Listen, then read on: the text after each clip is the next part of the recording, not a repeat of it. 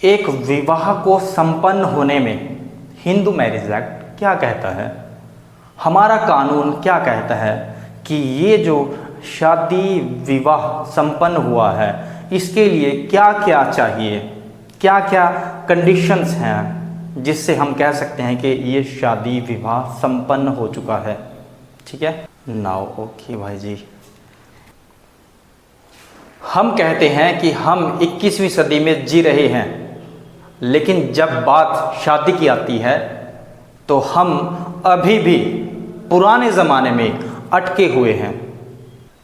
क्या आपने कभी सोचा है, हम सिर्फ एक दिन के कार्यक्रम के लिए लाखों करोड़ों रुपए खर्च देते हैं। क्यों? महंगे बैंक्वेट हॉल, सोने के गहने, डिज़ाइनर कपड़े और ढेर सारा खाना बर्बाद कर देते हैं। और शादी के बाद हमारे पास बचता ही क्या है? कर्ज, तनाव और आर्थिक बोझ। आज मैं आपसे सरल लेकिन बड़ा सवाल पूछना चाहता हूं, क्या शादी के लिए इतना पैसा खर्च करना जरूरी है, या एक सरल और सच्चे अर्थों में संस्कारित विवाह आपके परिवार, बच्चों और भविष्य को और सुरक्षित बना सकता है? आइए बात करते हैं कम खर्च वाली शादी ना सिर्फ समझदारी है बल्कि आपके लिए और आपके समाज के लिए बेहतर विकल्प है। तो ये जो शादी ब्याह मैरिज सेरेमनी है वो वाकई में मैरिज है या मनी ड्रेन?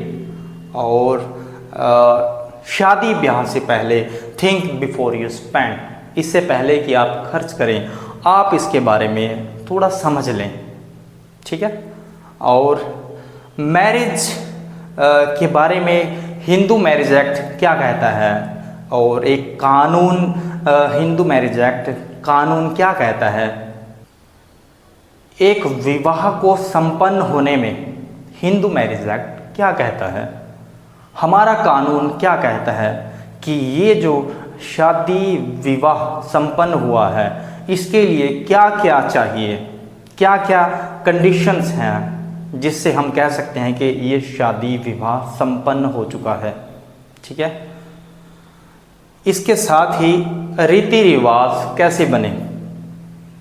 रीति रिवाज कि इतने सारे लोगों को फंक्शन में बुलाना और उनको तरह तरह से गिफ्ट देना, उनके लिए खास व्यंजनों का, खास खाने का और उनके लिए भोजन पाने की व्यवस्था करना, वो रीति रिवाज कहाँ से बने।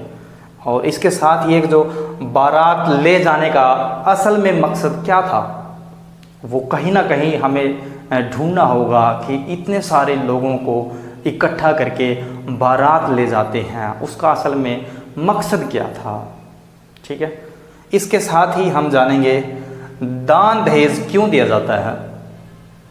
पुराने समय में दिया जाता था लेकिन अभी भी ये चला आ रहा है, हालांकि कई लोगों को इसकी बिल्कुल भी ज़रूरत नहीं है, फिर भी दान दहेज का जो चलन है वो चला हुआ है अभी भी मौजूदा समय में। इसके साथ ही अगर आप शादी में कम खर्च करते हैं, शादी में आप कम खर्च करते हैं तो ये आपको दहेज उत्पीड़न से भी बचाएगा। सही में, हाँ, ये आपको दहेज उत्पीड़न से भी बचाएगा।